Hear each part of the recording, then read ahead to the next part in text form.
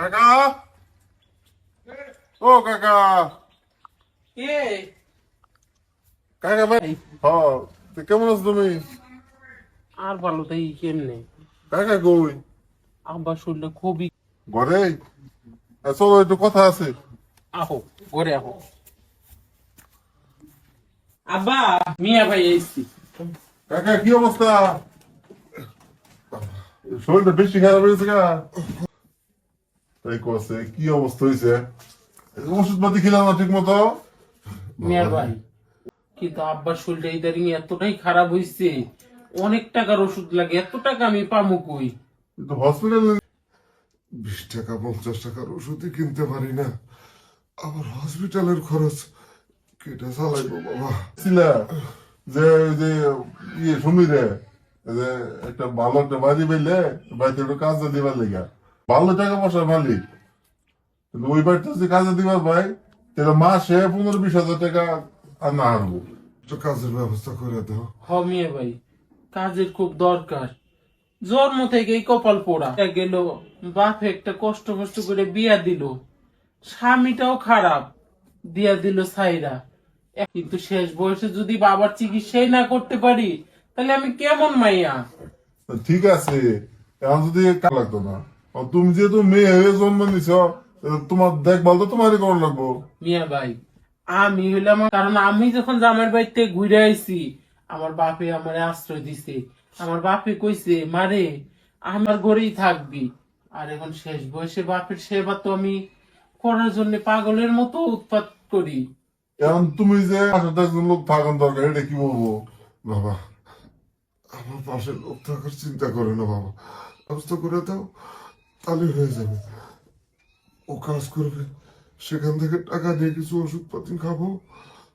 তুমি কোন টেনশন করো না, ওই বাড়িতে দিয়া আমি কিছু টেহা অগ্রিম নিয়ে মনি আনলে পরে ওটা আমি ওষুধ নিয়ে। দূরে মুড়ে কাজে দিও না, একটু কাছে দিও, যাতে আব্বারে আইয়া কামের ফাঁকে ফাঁকেও দেখতে পারি। কারণ ওষুধ না খাইলে আব্বা সুস্থ হইব কেমনে? আচ্ছা এই নিয়ে তুমি চিন্তা করো না, কাকা যেহেতু এই থাকবো তাহলে কাকার দেখাশোনা। আমি আজ নিরুপায়, অসহায়। আজ আমার শরীর যদি ভালো, মায়াকে মানুষের বাড়ি কাজে দিতাম না।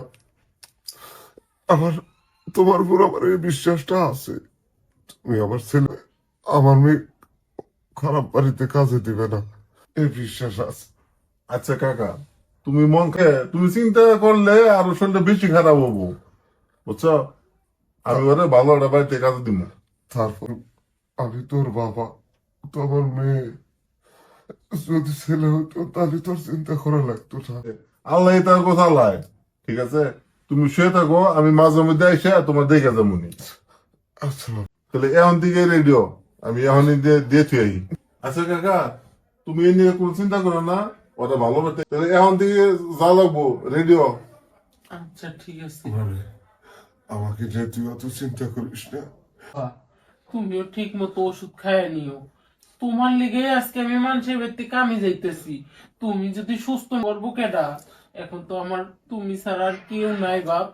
আচ্ছা মা, যা, আমি ওষুধ খেয়ে নেব, যা, তুই আমার শেষ ভরসা রে মা।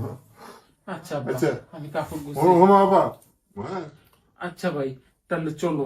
ঠিক আছে, আয়। কষ্টে বুকটা ফাইটা যাইতেছে, আমার মতো বাবা মানুষের বাড়ি কাজে যাইতেছে, এটাও আমার সহ্য করা লাগতেছে।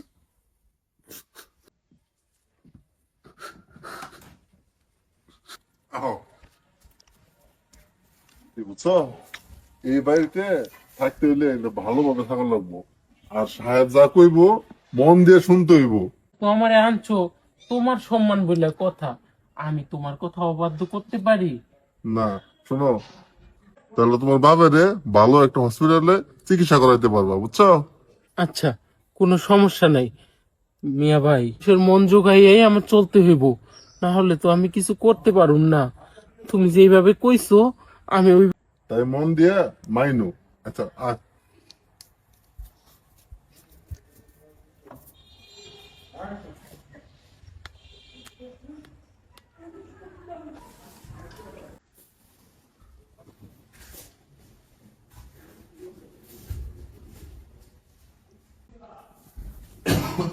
আসসালামু আলাইকুম।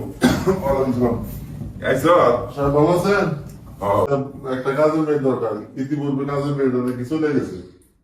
হরে এত বড় একটা বাড়ি বুঝ কাজ করবো কেন? এই কারণে তোরে বলছিলাম যে ভালো একটা কাজের মেয়ে নিয়ে আসিস।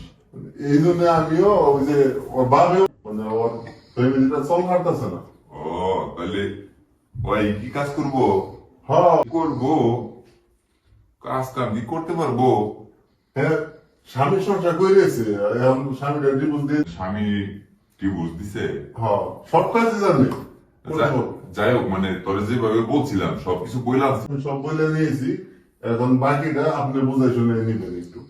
আচ্ছা ঠিক আছে, এখন আসলে কি করবো কইছি আনতে আনছো যেহেতু সেটা আমি বুঝালে জানি মনে, এটা কোনো সমস্যা নাই। আরেকটা আপনারটা হইলো গিয়ে আমার বাপে বর্তমানে খুব অসুস্থ, মানে ওষুধপাতি যে কিনবো এরকম টাকা পয়সা আমার কাছে নাই। ওষুধপাতি কিনা বাড়িতে দিয়েই তো, তারপর দিকে আর ওর যা লাগবো না। ও মানে তুই কইতেছস অ্যাডভান্স দিই। হ্যাঁ ঠিক আছে, আবার যদি অ্যাডভান্স দিয়ে 2 দিন পরে যদি পালাইয়া যায় তখন যদি কাজ না করে তাহলে আপনি ভাইবেন না, অনলাইন করতেছি কি যে কিছু টাকা আমার কাছে না দিলেন আমি ওষুধপাতি কিনা দিয়ে আমি ও আপনার বাড়িতে থাকবো। পয়সা দিয়ে দেই, তোমার আব্বার চিকিৎসার লিগে ওষুধ ওষুধ কিনে দিয়ে বলি, তুমি মন জায়গায় কাজ করবে, কি কও? আচ্ছা ঠিক আছে। তুই তো কত বড়, সকল কাজে কিন্তু তোমার বড় লাগবো।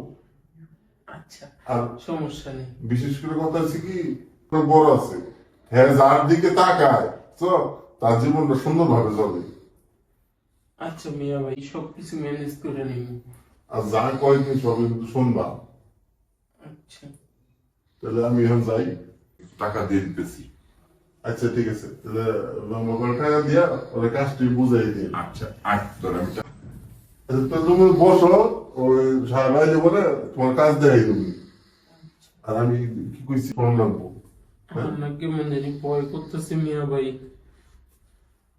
ভয়ের কিছু নাই, সানি ওই যে এটা সেটা দোয়ার লাগে যদি কয়, আবার যদি কিছু যদি চায় সাথে সাথে এনে দিও।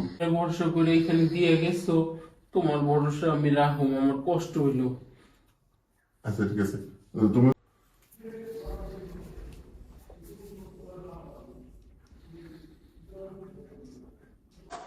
যাই হোক শোনো, ওরে আমি কিছু টাকা পয়সা দিয়ে দিছি ওই তোমার আব্বার লিগে।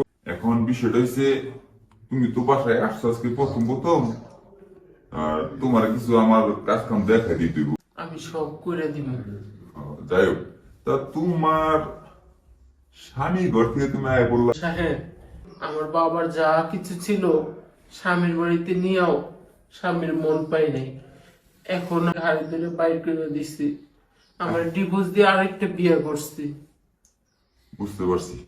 আচ্ছা ঠিক আছে, একটু দেখা দিতেছি। হ্যাঁ আচ্ছা আসো।